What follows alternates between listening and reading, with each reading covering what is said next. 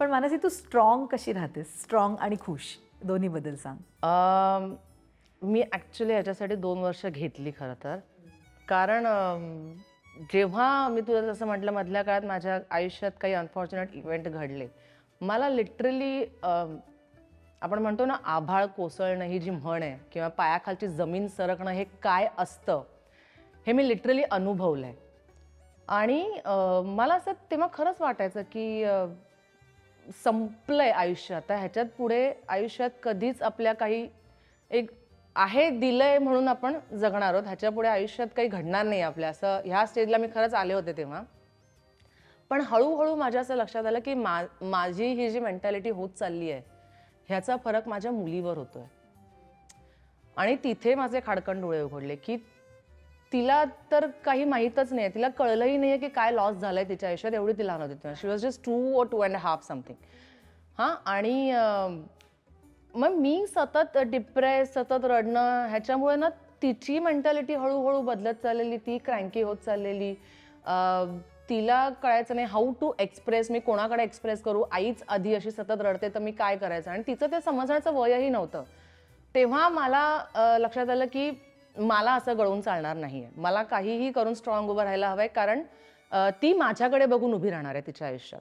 कारण आता तिच्या आयुष्यात एकच फोकस आणि एकच आयडल आहे. जसे आपल्या आयुष्यात बेसिक, आपल्या आयुष्यात एका फॅमिलीमध्ये आई बाबा हेच आपले पहिल्या डोळ्यासमोर असतात ना, तर तिच्या डोळ्यासमोर फक्त मी एकटीच आहे.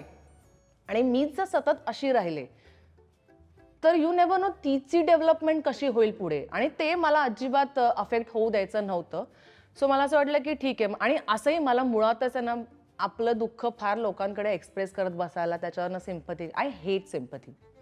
आय एम केपेबल इनफ, तर मला लोकांची सिम्पथी नको अजूनही. म्हणजे मी त्याच्यानंतरही ब्रेक नंतर जेव्हा पण लोकांना कामासाठी फोन करायला सुरुवात केली दर्शना, मी कधीच कोणाला असं नाही सांगितलं की म्हणजे माझा ह्या गोष्टीचा काय म्हणू भांडवल करून काम मागायला गेले असं कधीच नाही झालं. मी जेव्हा पण लोकांना अप्रोच केलं मी असंच म्हटलं की मला काम करायची इच्छा आहे, जर तुम्हाला वाटत असेल की मी त्या योग्यतेची आहे तर प्लीज डू कन्सिडर. मी आता काम परत सुरू करायचा विचार केलाय, मी असं सांगते, बिकॉज आय हेट सिम्पथी.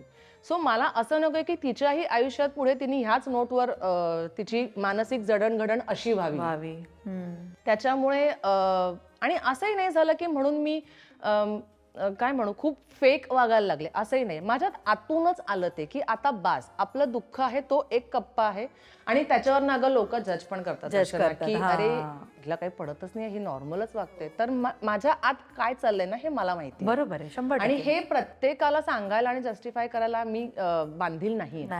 लोकांना माझ्याबद्दल जे वाटायचंय ते वाटू दे, पण मला माहिती आहे माझ्या जबाबदाऱ्या काय आहेत, माझ्या मुलीला मला काय फ्युचर द्यायचंय, त्याच्यामुळे मी माझा आयुष्याकडे बघण्याचा दृष्टिकोन कसा ठेवलाय हे माझं मला माहिती आहे, आणि प्रत्येकाला उत्तर द्यायला मी बांधील नाहीये. सो ही एक जी गोष्ट आहे ह्याच्यामुळे मला खूप स्वतःला बदल पॉझिटिव्हली घडवून घेण्यात स्वतःमध्ये मला खूप मदत झाली.